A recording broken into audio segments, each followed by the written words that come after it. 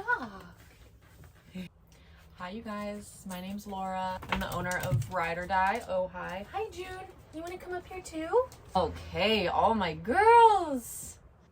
I'm starting a little vlog series, and in this first vlog I'm gonna give you a quick summary of how I got to where I am today, basically. Living in a giant school bus with a baby, a wiener dog, and having a natural dye business. I'm gonna go back to 2019. I was living in a really cute cabin in Ojai, and I loved it, but the rent was really expensive. I started dating this guy. He lived in a trailer in Carpinteria on some land, and he was living off-grid. He invited me to come live with him, and I'm always down for an adventure. It was going to be off-grid living though, and I didn't know anything about that. I was definitely excited for a change and to be saving money on rent. We started looking for trailers on Facebook Marketplace and Craigslist, and we found this 1981 Silver Streak in really good condition. And I put in my 30 days notice at my cabin. We hit the road and went to go pick it up. It was in really good shape. I didn't have to do too much work to it. We brought it back to Carpinteria. Living in my trailer was really fun. I always had new creatures making their way in there. I had birds laying nests if I left the door open. I had gopher snakes make their way in. Lots of spiders. I became very cozy and friendly with all creatures.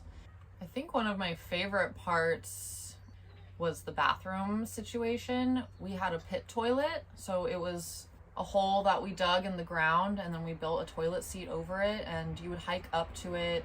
It was very lush back there, and it was so freeing just sitting on a toilet and looking around knowing that nobody's around and you're just surrounded by nature. Pretty shortly after I moved there, my boyfriend had to go out of town for a couple months. I didn't really know anything yet about off-grid living. I didn't know how to start a generator. I didn't know how to check my solar panels, check my batteries on my trailer, fill propane tanks, all these things that you need to learn how to do. He left and I just figured it out. I looked up a lot of things on YouTube. I'd call a friend, call my dad, and slowly felt more and more confident living off-grid. Shortly after that, COVID hit. My job that I had worked at for several years had to shut down for a few months, and I had this natural dyeing hobby.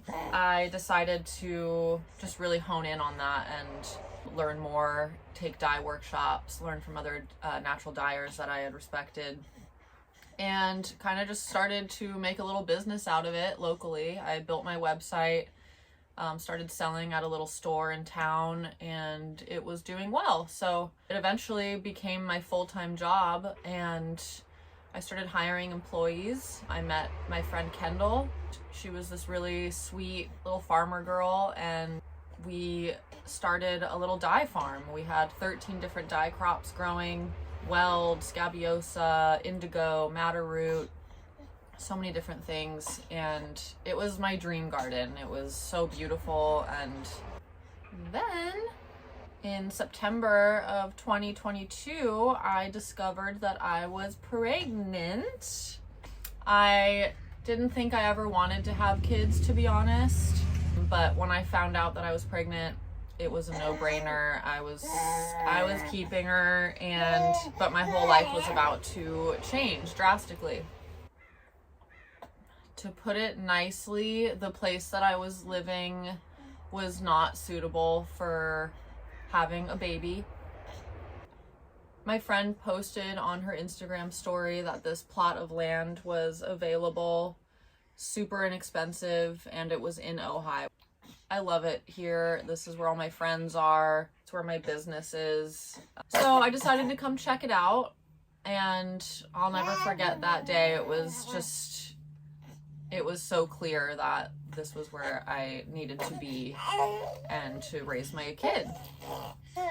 I signed the lease on this place, started chipping away at it. I kind of was just thinking that it would be, you know, a place where maybe I would have another trailer and I would just live here part-time, and then at the property and carp part-time, maybe have my other, you know, 2 dye farms going. So I started just building garden beds and just kind of trying to make the place look nicer.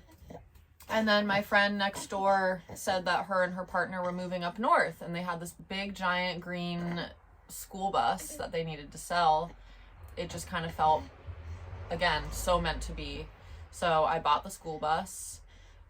It was a bit of a nightmare moving it. Even though we only had to move it 30 feet, it was so stuck in the mud because there was a lot of rain at this time. So between this mechanic, my mom's boyfriend, my mom and I, we eventually got it over here. It was not easy at all, but once it was in its spot, it just felt so good. And I thought, you know, the bus is really sweet, but I need another space for a living room, basically, so I could have friends over, have a couch to get comfy in and watch movies, something with higher ceilings, because the bus is really good for sleeping and, you know, shower, bathroom, kitchen, closet space, but it's not really a space to have friends come over and hang out. So my dad and I took a trip over to Tough Shed in Ventura and got a quote. The next day I bought a 10 by 12 shed, bare bones, no insulation, no windows, nothing. I'm really fortunate that my dad is a contractor, so that was going to be his job. Tough Shed's really great. I highly recommend them. They had 3 people come over, build it in an hour. My dad started chipping away at, you know, putting in the windows, the insulation, the flooring, the ceilings, everything. And it's my dream shed now. I love it so much. He also built me my dream outdoor shower, which is just right here. I use it almost every day.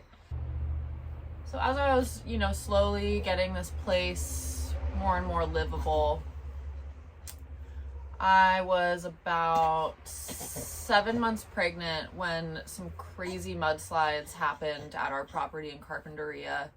They took out only my dye garden. Everything was destroyed. It was so devastating. Kendall and I were really bummed. We had put so much time and money into it, between the greenhouse, irrigation, seeds, her labor. It was really devastating. But I, at the time, saw it as another sign. I physically couldn't even get back to my trailer on that property because the mud was like quicksand and I was so pregnant. It was not safe for me to be trying to walk through it. So I made the decision to leave that chapter behind. I became single. I was a little scared because I was about to have a baby in a couple months, and it seemed like a really crazy time to be starting this new life. But I was at the same time very hopeful and excited to have my own sacred space again. I am an only child, so living alone is something that I really enjoy. So since then, I've made this bus really sweet. It has the perfect little co-sleeping nook for Alaska. I had her on April 21st. She's the best thing that's ever happened to me. It's insane how much I love her. I remember bringing her home here and having our first night together in the school bus. And we've just been having so much fun. She's a really chill, chubby, cute baby. I didn't really know anything about being a mom. I didn't know how to use a baby sling. I didn't know how to use the car seat. I was figuring out breastfeeding. There was just so much to learn, and so my friends would come over and help me. None of this would have been possible without my mom and dad. They have been so supportive throughout this whole process, and I feel really lucky to have them. They help out with Laska so much, and Laska's dad is so in love with her and very active in her life. She's going to be a very well-rounded baby. Between the two of us, he's a lobster fisherman, I'm a natural dyer. She's going to have a really interesting, fun life, I think. She's growing up in a school bus. I mean, I'm stoked for her. I wish I grew up in a school bus.